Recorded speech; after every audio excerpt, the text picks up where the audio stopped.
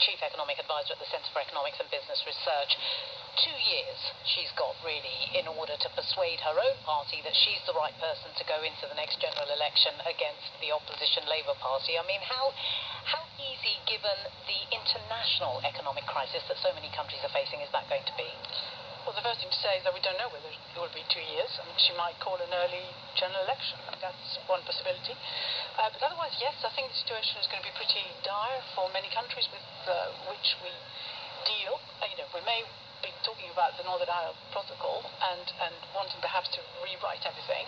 But we still depend on Europe quite significantly, and Europe is suffering right now. We've seen what's happened to gas prices just today. They've shot up. For delivery sort of tomorrow, they've gone up by 140%.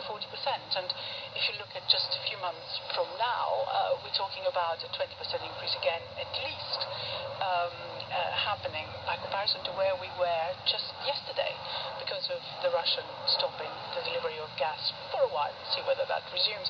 So slowdown in Europe, in fact, recession is what is forecast, and recession is forecast here.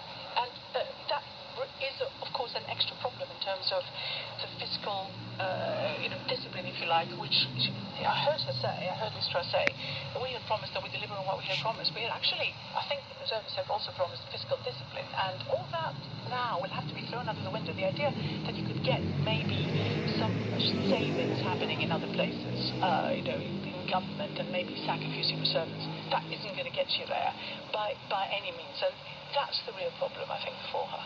And politically, Rob, let's end with you. I mean, she nodded to her friend Boris Johnson. The tone of this government is obviously going to shift because we don't have this incredibly colourful character at the top.